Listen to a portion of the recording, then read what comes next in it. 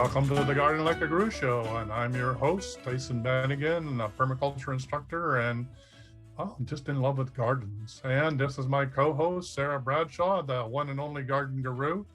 And the first thing is, what's up this week in the garden? Well, actually, what's up this week on the planet? Because it's going to be we have a supercharged week, don't we? Yeah, really. Just so much going on. We got a solar eclipse coming up on Thursday or in early morning. Wow. Now we're not going to be able to see that unless you're lucky enough to be, in Australia or down around in New Zealand, Fiji Islands, because it's going to be happening here when we're at like 3 o'clock in the morning, or 3:42 in the morning is where it peaks for us here in the Pacific time zone, but it's still going to affect our energy. It certainly will. So today, we're still in that fourth quarter of the last moon cycle. We're in Taurus. So a real good time for you to be looking at planting maybe some more of your root crops. You haven't got the potatoes in yet, might be a really good time to be doing that. You're pushing the window a little bit with it being in the fourth quarter, but if you stay to that Earth Day, Earth sign, and you plant those root crops, you should be able to make that happen, get some good results with that. Tuesday, by 11 o'clock in the morning, we're into Gemini, and Gemini is an air sign. Try and hold off on the planting. Pray for rain. We really need it. The weather forecast says here in central BC, we're likely to get it. If you don't get rain, maybe get out there and water. Get the things out there in a good state to keep growing, and hold off on the planting, because once we're past that new moon and that solar eclipse, we are going to really hit a wonderful growth period, because on Friday, just minutes after midnight, we're going to hit Cancer. So we're going to be in the first quarter of the moon. That moon energy is going to be fresh and shiny and really ready to just grow. We're going to be in Cancer. That's a lush water sign. This is a time where you can plant absolutely anything that you need to get into the ground. Now's the time. Now's the time. At some point in today's show, we're hoping to show you a little bit of a clip of Michael and I going to the garden center and taking advantage of some clearance bargains. And we're going to give you an idea of how to kind of cruise through a clearance, through a garden center and see what you can get to shove in those last little bits and places of the garden. Because this is the time when it's going to happen. So we'll be, we're looking at all day Friday. That Cancer window starts so phenomenally early in the day, Friday, that it's going to give you the entire day. And the moon is going to continue to be in Cancer. And so who's your co-host? My co-host here, my puppy dog sitting today. This is Memphis, and Memphis's mommy has gone on an errand, and so he's kind of hanging with me today. He looks like somebody took a Burmese mountain dog and just shrunk him right down. Like, isn't he sure just cute? Yeah, and so when we've got this moon in Cancer, it's going to be all day Friday. It's going to go on all day Saturday. And Sunday morning, it's going to continue. It'll go void, of course, at 4 in the morning, but it's going to continue in Cancer until about 11:20 in the morning.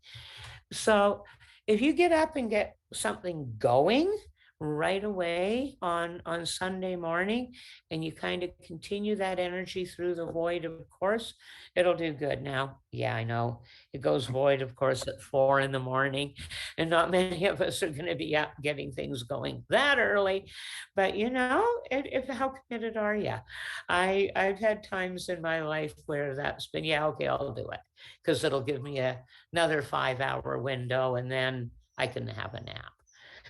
But so we've got this incredibly productive week coming here, and because we're approaching the solstice, you want to make sure you get your stuff in before the solstice if you can. Yeah. Yeah. Um, Yeah. They need those numbers of days really to do well, right?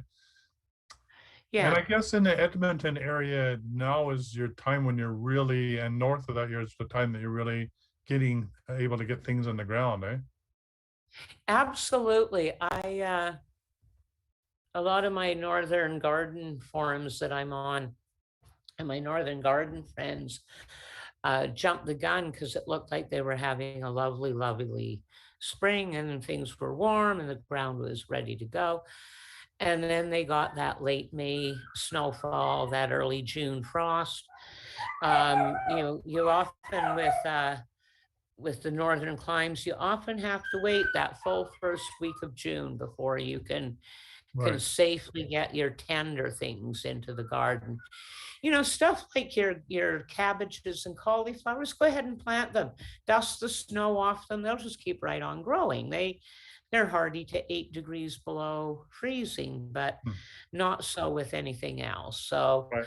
yeah, it's a short season, and we often forget how quick it gets hot once we pass that solstice. I was Once we're gonna into say, that. in the Edmonton area, that what you don't have the length of time, but you make it up with the amount of sunlight, don't you? You like a quick growing season. Yeah, all those long, long, long hours. Yeah, And really. in a cool climate, and this is where some of our northern cousins have got it all over us, Right. in a northern climate, those long, cool days and that long, slightly cooler summer is ideal for herbs. It's ideal for things like clover, alfalfa, your flowering plants. And more and more and more people are becoming aware of peace country honey. And one of the reasons that the peace country produces such a plethora of honey is all that clover, all that sweet clover, all that melon, none of that burns out. It doesn't get hot enough. So it keeps blooming and blooming and blooming all summer long. When we're all dry and dead down here, they've Hmm. still got that long and those long days, and the bees will fly as long as there is any kind of light for them to navigate by. So we get, and herbs, the number and quantity and quality of herbs that you can grow in those long, long, cool days. It's just amazing. And if you come over to the northwest of British Columbia, where you're up in places like Terrace, Smithers, Prince Rupert, Kitimat, even up really long, deep fjords like Alice Arm, you've got that Gulf Stream coming around and really bringing warm currents, and you've got all that warm, moist air coming in, and it's a rainforest. It's not a tropical rainforest, Right. but it's a rainforest. And in the summertime, you practically have to get out of the way of the garden or it'll overgrow you. I love that. That's a great expression.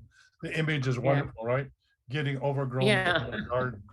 And You're there with everything twining around your legs and crawling up your waistline. all you can see is your garden hat. Yeah, that's it. No need for watering. No So water. yeah, we got a good week coming up. Now, today's show, we're going to talk about slugs, bugs, and other thugs. And I got to warn you in advance that we are going to be able to skip the surface of this like a stone going across the pond in front of your house. Okay. This is a very, very broad and deep subject of how to garden effectively without doing great environmental damage. It's kind of the bones of the entire Garden Like a Guru course. In all honesty, I think it's the most important part of Mm. all of what we talk about and what we cover. It's the backbone of permaculture and sustainable and regenerative. You cannot do regenerative growth if you are going to be doing any kind of poisoning of the earth to get your stuff to grow. So you're going to hear me quite often today say, and we'll cover this in a lot of detail in the course. I'm just trying to get you aware in advance of how big of a topic this really is. And so we're going to give the hour a go. There'll be a point in time where Michael will hopefully get to play this little clip of us going plant shopping and bargain hunting. But yeah, the point of a garden is a harvest, right? Yeah, not for the animals and the bugs and the slugs.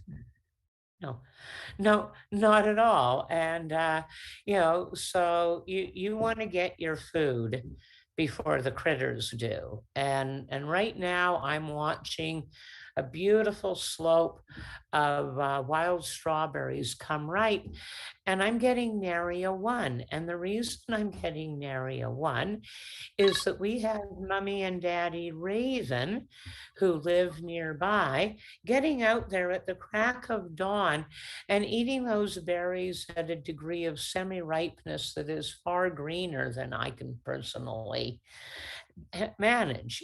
So in this case, the birds are beating me to a crop already, and we're not even really into full season yet. So the challenges are many. But if we take a look at the very, very beginning, when we're looking at things in the greenhouse, and the first step to giving your plants an edge on survival is to pay attention to that soil prep.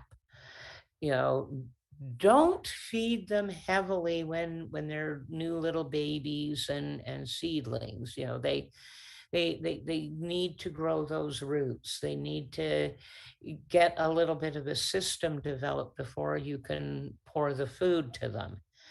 If you pour the food to them too early, they grow too rapidly, they become almost too succulent, and they are dead easy prey then for aphids and mites. They don't have any kind of resistance, and they barely have a skin covering because they've been, so heavily fed at such a young stage of their. So soil prep, make sure that your plants are actually having to do a bit of work as they grow to get the nutrients and the things that they need out of the soil. Build a soil, don't pour the fertilizer on them. And of course, the very first bugs that you're going to likely come in contact with are your greenhouse bugs. So your aphids, your mites. Okay. Have you had problems with what problems have you had in your greenhouse with the early bugs? Well, we had actually mold, I think was the biggest problem. I think Michael was saying, and we were able to deal with that with hypochlorous acid, took care of that. So yeah, the moisture content in the greenhouse was something we had to keep an eye on in the very beginning. Too much moisture allowed the mold to grow. One of the things that Wayne was saying is how can the things happen in the greenhouse if fertilization or can't happen or pollination. So we did take the screen off for a while periodically to let those types of things come and go. Michael said the soil is so dry. Yeah, It takes a lot of watering in the greenhouse that dries really, really quick. I do have all the connections to do automatic watering, and we should really do that in the greenhouse. Yes. It needs a constant stream of water in there. It dries up like, just Yeah. So cold is moisture. not that much of a problem. So, oh yeah, Yeah. sorry, go ahead. Yeah. So moisture is can be a problem, Yeah. and Yeah, we've had lice moisture problems. control and ventilation, these are crucial. And one of the reasons that bugs will thrive in a greenhouse is because of that high moisture. Now, the fact that your soil's drying out and that's a bit of a challenge, but it's probably keeping the aphids and mites somewhat at bay. And so the first thing you often have to learn in a greenhouse is that you don't want the kind of lushness that you see at a garden center. You want to, you walk into a garden center and the moisture gets up your nostrils and your skin comes alive and everything's lush and green and dripping wet, and it's all in there to be kind of moved on and sold out, and you cannot have that amount of moisture and lushness in a greenhouse. Mold will take over, bugs will come in, and maintaining it even during that period of growing it that lush and selling it out the door.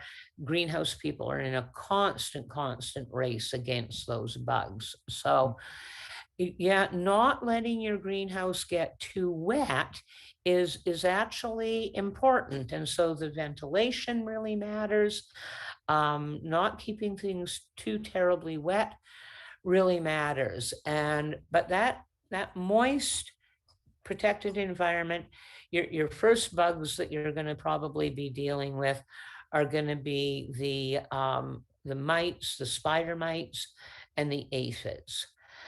And in both cases, you really kind of want to, you really want to get a hold on controlling those with biological means if you possibly can. And this is something that we really look at a lot in the course, is some of the biological controls. So I'm going to just mention two. Well, okay, three. One is spiders. Please, if you are in any way agoraphobic, try and get over it. Wear blinders. Ignore them. Imagine there's something other than spiders. Please don't take them out of your greenhouse, and please don't kill them. Spiders do an amazing amount of control of bugs that you don't want, and they do pretty much no harm to your plants. So they're your friends, okay? Yeah, that sounds good. Ladybugs, okay? Get friendly with ladybugs. You can even, find places where ladybugs hang out and bring bits of that wood or tree into your greenhouse in the hopes that there might be ladybug eggs. It's often a bad idea to buy ladybugs because they seldom come from the area you're buying them from, or you're buying them from somewhere else for the greenhouse industry on the assumption that you're going to keep them contained in the greenhouse and they're going to live out their lives and die. If you then release them into a domestic greenhouse where they can escape out into the wild, they can compete very rigorously and unfavorably with our local ladybugs varieties. There's hundreds of varieties of bugs out there. And to us, they might all look the same, but there really are big differences. And I think there's like something like 25 or so types of ladybugs. Wow, I didn't know that. And very few of them are actually indigenous to here. So don't buy ladybugs, but do bring them into your greenhouse. If you find ladybugs, hatching out or crawling around in the summertime, bring them into your garden, bring them into your greenhouses. You want them. Yeah, I seem to find And ladybugs around more in the fall. I don't see them as much at this time of year, or I mean, and during the summer. I don't know why they seem to show up, and they sort of show up in the house around the last part oh, of the they're summer. looking for nesting habitat. Ah, okay. Ladybugs hatch in the spring, and Yeah. then in the fall, they want to find a crack in the wood somewhere, a crack in the All right. tree, a cavity in a fence post, preferably on a south-facing slope or a place that'll be warm. Houses can be attractive to them for that Yeah. because they're warmer than the outdoor environment. And so, especially if you have wood paneling or wood siding or firewood coming into the house, you'll often find ladybugs. They're Oh, that's in why. habitat. Put them in your greenhouse. Let them make a nest in your greenhouse. Let them go ahead. It'll harm nothing. I They'll like that. hatch out in the springtime. Yeah, they'll hatch out in the springtime. You'll have 100, a couple of hundred of them for a day or two, and then you'll be down to 7 or 8, and you'll be good.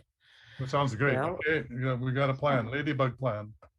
yeah, and of course the other bug that you want to be super friendly with and nice to, plant at grapes if you can, because it really does well on grapes, is the praying mantis. Hmm. And I have found purchasing a praying mantis to be less risky than purchase of ladybugs. There's very few varieties of praying mantis, and they do not cause problems if they do escape. So if you've got a huge infestation of something like mites or aphids in your greenhouse, praying mantis can be a really, really good option for a purchased biological control. Um, Now, again, this is something that, we, um,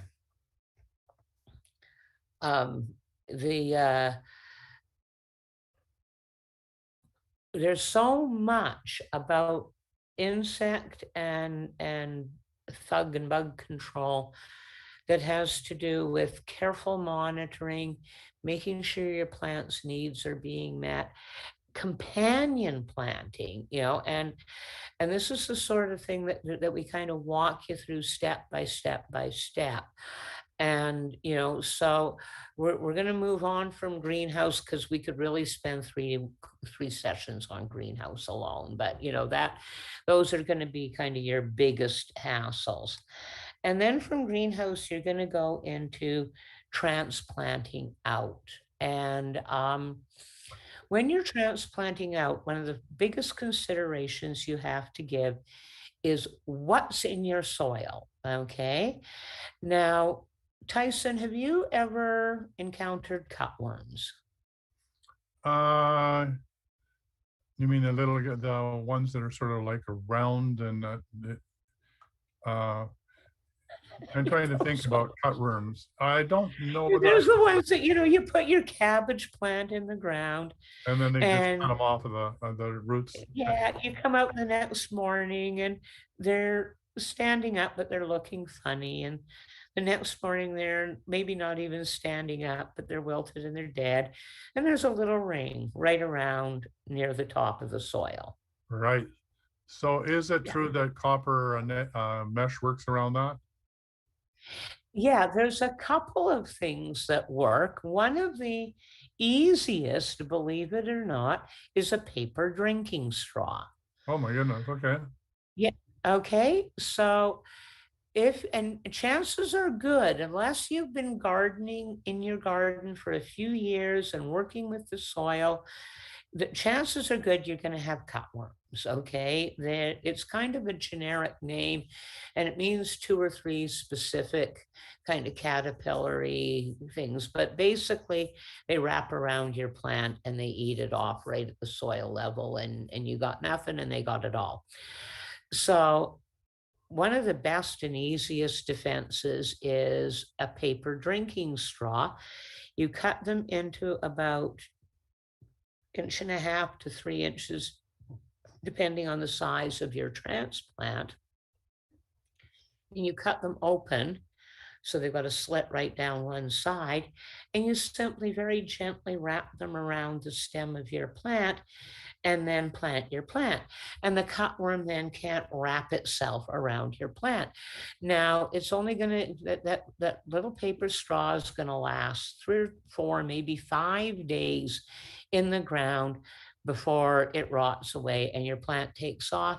But that cutworm needs to get that plant within 48 hours of you planting it, or it already starts to harden and make a bark kind of skin around itself. So um, this is just a tiny little window of opportunity for the bug, and you can, like, with just one simple little hack, completely circumvent their access to your plants.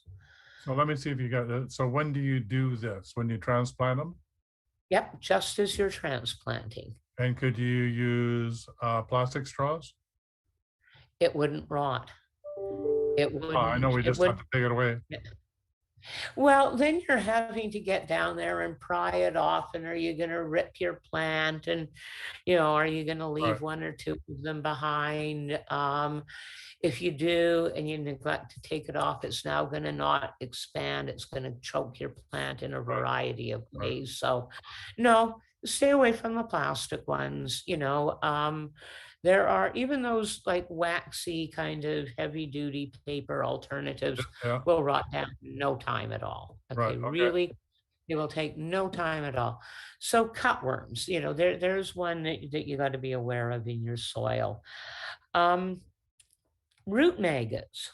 Um, I don't know how many people have dug a new garden and have said to me, "Oh God, we couldn't eat any of the turnips, like none of them. They all had root maggots." And welcome to, a new garden where you've just broken up the soil and, you've got this thick thatch of dead vegetation that's breaking down and has its own little set of microorganisms.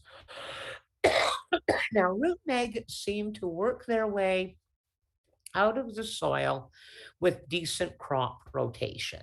And, so I recommend for people the first year that they're growing turnips in a plant, that they, in a bed, that they mulch very, very heavily, because it creates an unfriendly environment for the root maggots. They like to they compete aggressively with all sorts of other more favorable things in the soil. So if you create a moisture laden, nitrogen and phosphorus rich environment, the root maggots don't do as well. They do really great in clay. Hmm. So with them, it's definitely a soil amendment. And root maggots can be taken, can be worked out of the soil with, planting repetitive root crops and working the soil really, really heavily in between, on alternate years. It's a very aggressive way to farm.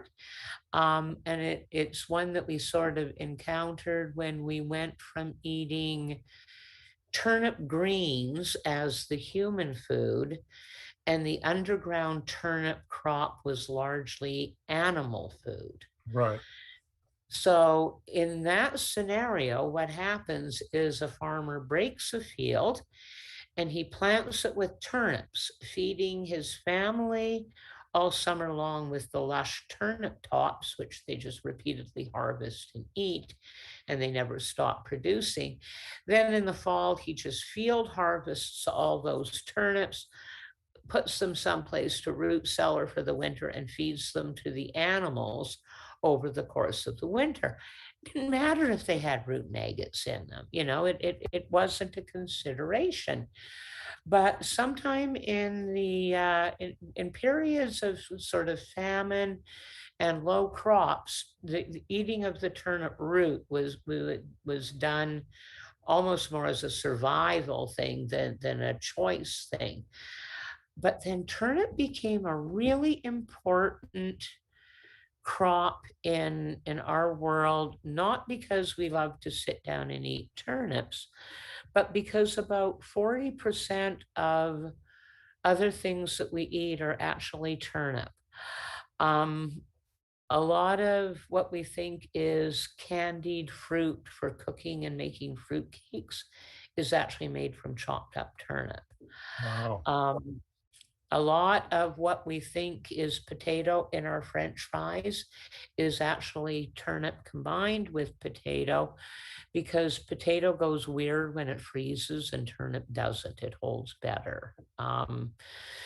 So that turnip became a lot more important, and then root maggots became a lot more of an issue. But you can get them out of your garden by planting your turnips in the most heavily worked, sort of heavily managed part of the garden, or you can, make sure that you mulch really, really heavily so that the good bugs and things that are happening there just kind of outstrip your root maggots, and they don't do as well. Um,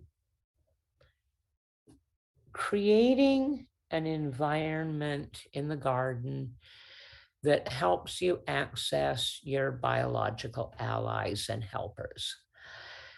If you've got, some broken flower pots, or, a few things kicking around that you can decorate up, tuck in a nice shady corner so that there's access to underneath and inside of it, you're creating toad and snake habitat. And regardless, so like spiders, regardless of your personal feelings about toads and snakes, they're really important in the garden. I think you have a greenhouse toad. It seemed to me I saw a toad in the greenhouse the last time I was there. And I know your garden has rubber boas and garter snakes. I have Yeah, seen. yes, I've seen Yeah, those, but I've never seen a toad. And we yeah. see, we have salamanders too.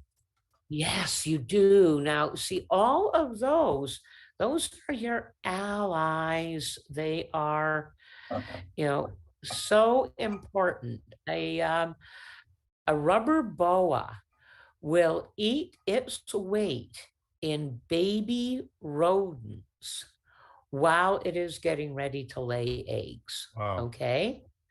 So if you've got moles, if you've got voles, if you've got mice, if you've got anything in that rodent department that is digging, burrowing, eating away in your garden, you want those rubber boas. Both the rubber boas and the garter snakes eat an incredible array of insects. They actually go after some of the bigger insects that the ladybugs and praying mantises can find really daunting. So if you get something like those little pill bugs coming into your garden, or a lot of cabbage moth caterpillars, the little green ones that Yeah, yeah. eat all of your cabbage and get all in your broccoli and hide themselves, disguising themselves as bits of broccoli floret until you cook them. Yeah, snakes will go after those. Salamanders will go after those, as will toads. So keep your garden really, really reptile friendly. Keep some shaded areas, keep some little hidey holes in them. Um, whenever I had a gardener friend who wrote a really good book about a lot of the plants in the Shuswap, Mary Lou Tapson Jones. Yeah, I yeah, don't know if you ever met Mary Lou, yeah, I did. but yeah, she was a wonderful lady. She was in her 70s and 80s when I knew her, but she loved those terracotta pots, and sometimes she would paint them up and sometimes she would leave them. But whenever she liked to have the actual little terracotta saucers underneath them. But whenever one of those got chipped or broken, she would trot it off to a little hidey hole part of her garden and flip it upside down and tuck it away. And, that was her way of providing toad and snake habitat. It would retain a lot of moisture. It would be dark. There would be good oxygen exchange. And it was a clear sign to her when she was in that area that, oh, that's toad and snake habitat. So she wouldn't inadvertently weed it away or disturb it in any manner. And she could also tell that as she got older and needed help in the garden, she could say to people, oh, if you come across any upside down terracotta saucers, leave them alone. They're for the snakes and the toads. And so, it was an easy way to meet that need and not have any kind of misunderstandings about what was going on. No, was she using the actual saucer or the pot or both? Oh, she'd use a pot too if it got broken, or Right. she would use that. But how would she use But the the saucer? saucers, She would like, flip it, how flip would, it upside down. So it's yeah. a saucer, but it's got a chip out of it, All right. or it's Yeah. broken, so it's only half. So you flip it upside down. So you're only creating like a tiny little, 2 or 3 inch habitat Right. between the ground and the bottom of the or the Right. top of the saucer. And that is exactly the kind of environment that the reptiles really like. They almost have to squeeze to get into it. Right. And salamanders would be particularly fond of them as well. And like I said, it made it easy in her little garden for her to give directions to other people that weren't going to be misunderstood. Yeah, I know that the salamanders really love the rock walls. Wherever I had rock walls, they like to hang out on there, which is one reason why rocks are in little piles of rocks here and there. Are It's the really helpful. warmth. Yeah. It's the warmth. Yeah. The rocks really absorb a lot of heat and give it out again very slowly. And they love that. They love cozying up to something warm and sunny. Um, it's really important when you're looking at taking out things that you don't want in the garden, that you do it in a way that doesn't destroy the insects and bugs that you want. One of the reasons that pyrethrum was taken off of the organic approved list wasn't because it was toxic to us. It dissipates very quickly. It has no real problems, but it is fatal to all insects. So it's not bee friendly, it's not pollinator friendly. So you can't use it in a true organic setting, and you're now causing harm. But there's a few things out there that you can use in a very directed way. And I know ants are a big one for a lot of people. And we started with the teeny tiny mites, we're kind of working our way up the ladder here. But ants can be particularly troublesome and tiresome in a garden. So, there's a couple of gardening hints that you should kind of keep in mind. One is keep your peonies away from the house. Mm. Okay, peonies and ants have a symbiotic relationship. Yeah. What does a peony do? I mean, what does an ant do with a peony? Our peonies are in bloom right now. And they're absolutely gorgeous, just full blooming now. They're wonderful. But yeah, there's ants everywhere. Okay, so what happens is peonies are a very hardy perennial, and they're designed to survive pretty harsh conditions. So they put out a flower head in the spring that you could use as a war club if you picked it when it was small and tight. Like, it is wicked hard. Mm. And as it grows and matures, it oozes a lot of sap. There's a lot of pressure from the inside growing part on that outer hard coating. And it's like it squeezes all the sap and everything out of it, causing it to ooze this sort of sugary sap early in the spring when the ants are hungry.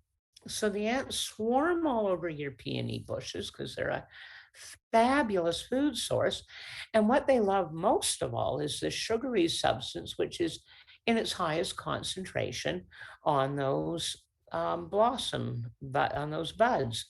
So they crawl all over the buds, and in their aggression and eagerness to have all that yummy goodness in their tummies, they actually chew parts of the casing around the bud, making it easier for the bud to bloom. And so you get this symbiotic relationship where the ants love the peony, and the peony has developed an almost dependence on the ants now to bloom really well. So if you've ever seen the movie Adaptation, where they talk about plants and insects adapting side by each, the peonies have done that. Okay, so rule number one around ants is don't feed them. Not where you don't want them. Plant your peonies away from the house. Plant them where you don't mind there being ants, because there will be ants, and let them be there. Do plant mint all around your house, all around your greenhouse, all around the places where you don't want your ants to come in, because ants don't like mint as much. They were not sure why, but they don't like mint nearly as much. Now, with ants, sometimes you have to pull out the big guns. And by the big guns, I mean things that are not really good, just strewn around generally, but used judiciously can be quite beneficial. So, diatomaceous earth. Diatomaceous earth is not toxic. It is not poisonous. It is finely ground prehistoric seashell. It is like little bits and shards of broken glass. So when you put it where ants or other bugs can crawl through it, it gets into their joints, their exoskeletal, which means, their shell, it holds them together and it holds everything in. You crack that shell, they don't do well, they crawl off and die. With diatomaceous earth, they'll have it all over them. They'll take it back to the nest. It gets rid of them. And what I do with diatomaceous earth is I do a horseshoe around any ant hill that I find too near my house. I do a horseshoe around it with the exit, the opening in a direction where I don't mind if they go. So I'm giving them a clear message. They come out, they walk around and around and around. And once ants start walking, they tend to stay in one direction. And so I use the diatomaceous earth to direct them away from me. Now, you should wear a mask when you're using diatomaceous earth, not because it's poisonous, but because it's a microscopic glass-like dust. And you do not want to breathe it in. It will irritate your sinuses, it will irritate your bronchioles, and it will irritate your lungs. Now, it's not toxic, but it's an irritant, and you don't want to be breathing it in. Okay. That's a good advice. Yes. Yeah. And so then, we get to the big gun really in ant world, and that is borax. Now, borax is a naturally occurring boric acid. Again, you don't want it in huge amounts, but it is not what you would consider super toxic. But it will kill your ants. And with borax, I mix borax and sugar in a saucer. It's yummy, it's sweet. The ants eat it, they take it home. It kills off pretty much the whole colony. It's brutal. I only do it if you're in a tiny little urban kind of yard and the ant infestation is not really handleable in any other way. But, it's definitely not something that I want to do wholesale. If they get in your house, go right ahead. Like mice and other things, the ants are, you know what, I love you. You stay out of my house, I'll stay out of your house. They come in my house, I'm gonna, I'm gonna defend my food and they're gonna kill it. So the borax will come out in the house and I will feel very little guilt about it. Interesting. Like this year, there was very few ant problems, whereas most years there's much more ants around. So, yeah, I don't know whether it was Yeah. because we were able to keep the counters clean and sugar and honey well covered or whatever. But yeah, much less ant problem this year than other years.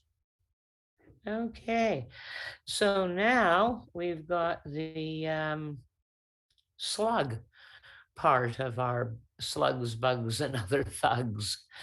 And slugs are not much of a problem in drier climates, but here in the Shuswap and all around the coast and anywhere else that you might get a lot of moisture, slugs can be super problematic.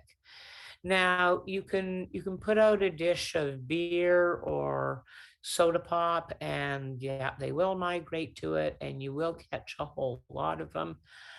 Um, I have found that slugs don't like to crawl across anything that is likely to cut into them or feel sticky on them. So they won't willingly crawl across straw mulch, for Mm. instance. Straw mulch, if it's dry, will keep them away. But my absolute favorite go-to to this, and I've been known to save it strictly for the strawberry bed because it was the top priority in terms of slug control, and that is crushed eggshells. Wow. When Okay. you're finished with your egg, bake those eggshells in a 200-degree oven for 10 to 20 minutes so that you kill anything on them that might be there and so that they no longer are rotting eggshells. Toasty them up, crush them, put them in a bag, crush them with a rolling pin or a rock, and sprinkle them around the perimeter of your bed. The slugs won't crawl across them. They won't. It cuts them up. They don't like it. If you're lucky enough to live near a place that sells crushed oyster shell or clam shell at a really cheap rate, go ahead and use it. You can absolutely get bags of crushed oyster shells at farm feed centers. And it's really, really cheap. They sell it to people to feed to their chickens. But I found that sprinkling it around your beds in the garden definitely keeps the slugs away. Okay. Now, you're also going to have a few things that fly in your garden that you don't like. They look really pretty, those little white butterflies. They lay eggs on your brassicas and your other tender greens. Those eggs turn into little green caterpillars. They eat holes in everything. The quickest and easiest solution I know to doing that, taking care of these guys, is actually flour, all purpose, unbleached, organic baking flour. Rogers is my particular brand. And your flour sifter. And if you don't have one, you can pick them up in thrift stores usually, or a really fine sieve will do, but I like the sifter. So you take your sifter out, you put a little bit of flour, and you literally dust all of your brassicas.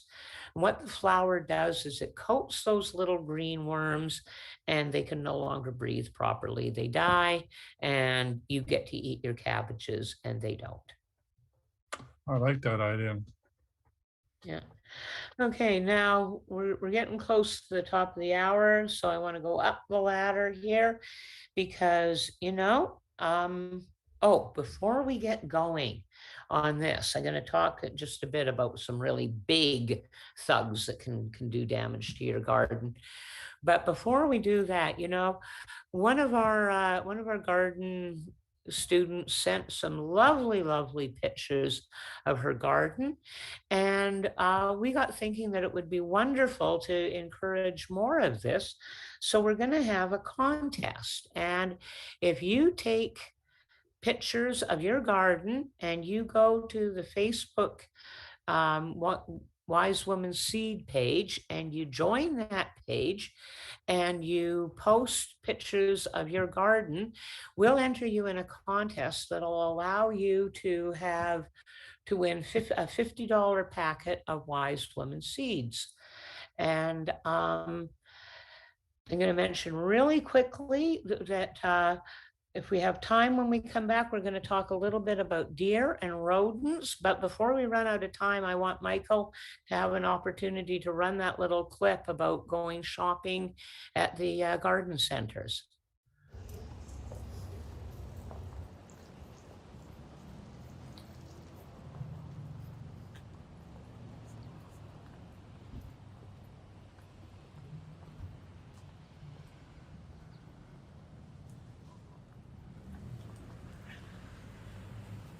It's always fun to see what's going on in the greenhouse, you know, it really is. So these are perennials, and I usually wait till far, far into the season for perennials, just because, like, they'll go on sale and they'll survive. They'll look ratty and that by the end of the year, but they'll survive.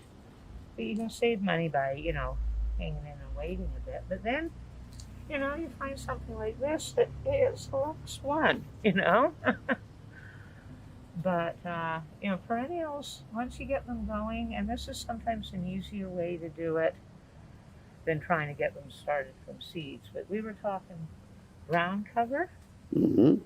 So, you know, here you've got this brass buttons, and you can see how, you know, you can see what a massive, thick mat something like this. Now, the nice thing about it is you can walk all over this. You absolutely walk all over it, and it's just fine. Okay.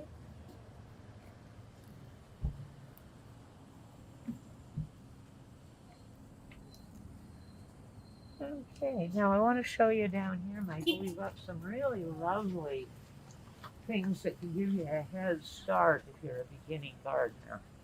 Like, look at these strawberry plants. Now here you can get, you know, each one of these is $4. But if you come down here and you take a look at the 6-packs, and look at how lovely they are. Yeah, there's got a little one in it, but look at that. Yeah, those are all ready to go. Yeah, Those will bear this year. Yeah, some of them are blooming. Yeah. Now, when I buy something like this and transplant it, I actually snap off those blooms, give it a chance to start from fresh. But yeah, there's you know, fun things in the garden center always. Cool. But let's head over here where they've got vegetables and herbs. Darlene requested lettuces and flowers. Well, look at this. Okay.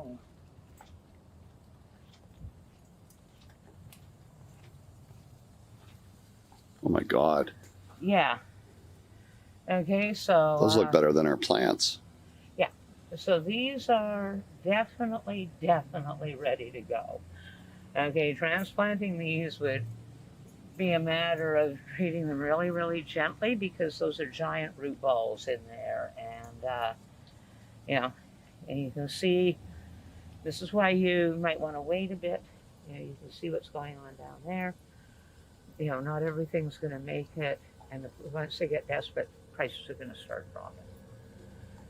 Okay, so we got squashes going on here. What do we got here? Early butternut.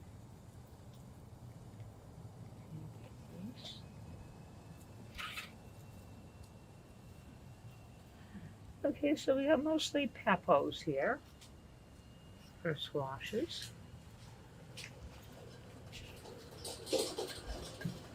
Seed. So look at the lettuces that we got here. Darlene wanted lettuces? Yeah. Please. Thank you for letting us Thank do you. this. Oh, I'm at work. Good.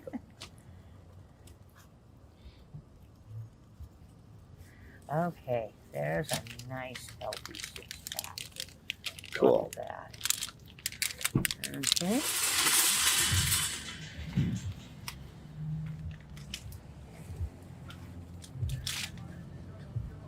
all of these 6-packs are $3.99?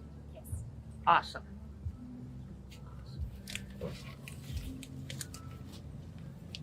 Romaine? Yeah, that's romaine. Perfect. This is a Great Lakes head lettuce. I like it better than the iceberg. Yeah. Okay. Spinach if they got it. Spinach. Do you have spinach? Okay, yeah, it's been hard. There's been a lot of seeds unavailable. I'm very grateful that I actually Are we in your way, sir? Yeah, I'm huge on seed saving. I really like to stick to the open pollinated so people can save their own seeds. Okay, what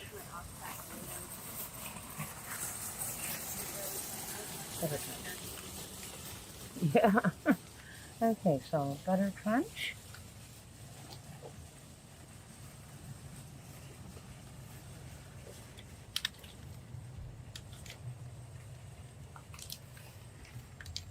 got mini cauliflower over here. Okay, so a couple of butter crunch. Butter crunch for you, a butter crunch for me.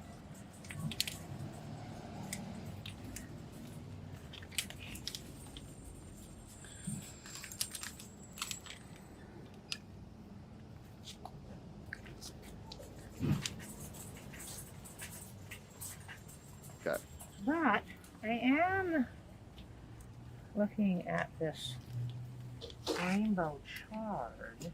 Mm-hmm. And Yeah, thinking, Darlene likes the chart as well. yeah, I've been thinking this rainbow chard is, oh yeah, look at that lovely one.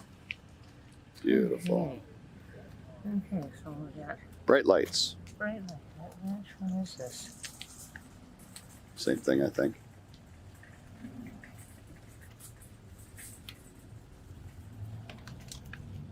Yeah, it is bright lights.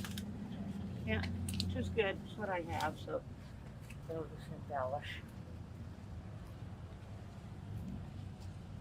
Okay. Wow. It's tomato plants. Yeah, yeah, Wow. yeah. Okay, so all their little ones here are $3, which is really nice.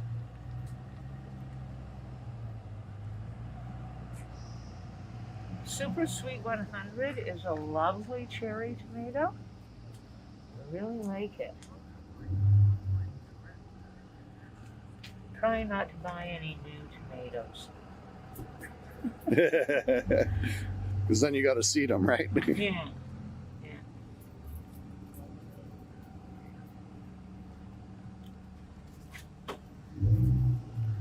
Okay, Flame is a tomato I just love. It's an orangey red. I got 2 of them, so I'm going to get those. It's already in my collection, so it won't be an addition. It will just be an embellishment. So they're open pollinated? Yeah. Oh, all tomato plants are, aren't they? Pretty much, yeah.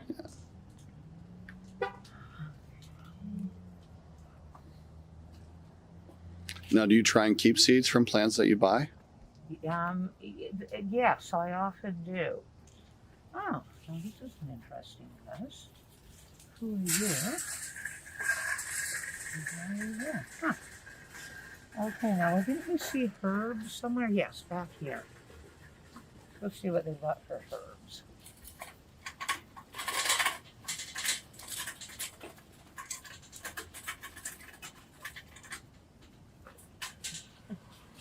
Do you recognize that one? Is that sage? That is sage. Wow. Chives. Yeah, I think we had lots of those in our garden. Cilantro.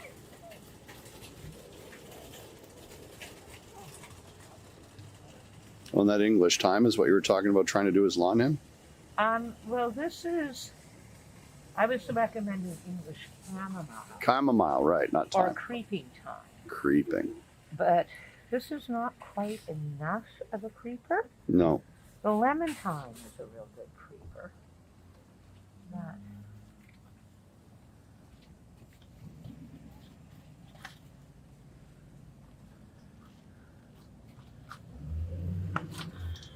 There, that's a better one.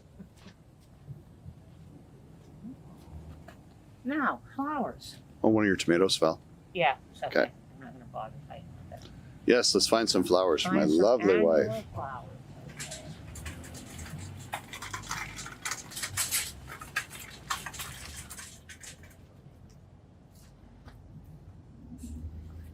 Oh, that's what a begonia looks like when you don't have to pay $25 for it.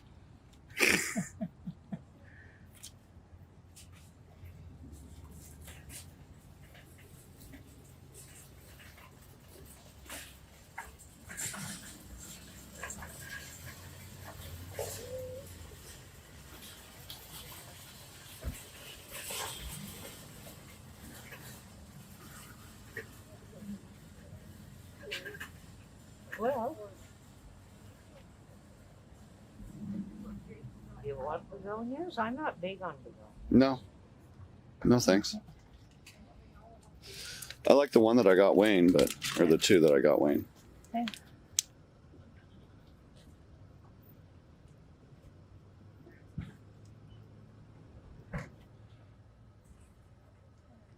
Oh, maybe. I'm sure those will be lovely. We're going to put them in that top garden in our circle Okay. at the back there where there's a rose.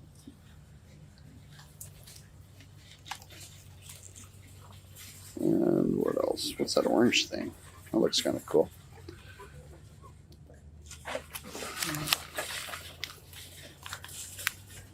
They're getting long legs too, eh? Yeah.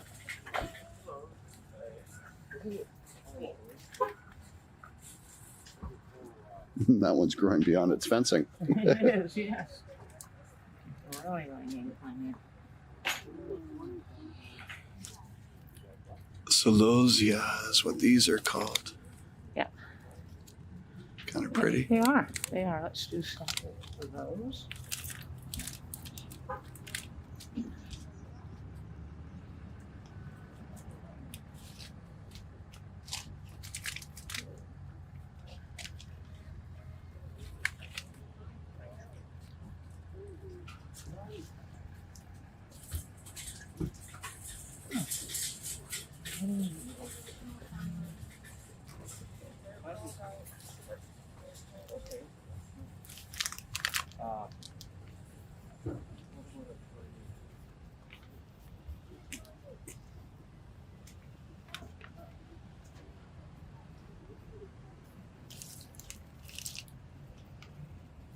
I think I may have been weeding flowers like that. Looks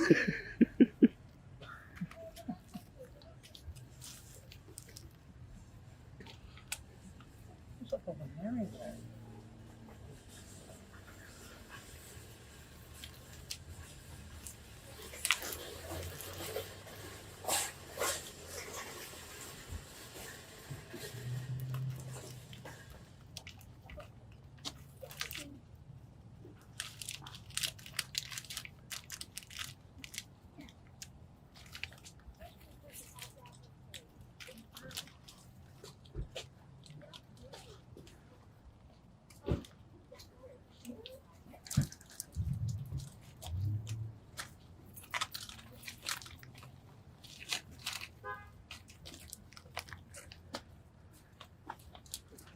You break the bank? Oh, I'm definitely going to break the bank. Yeah. Absolutely. 100%.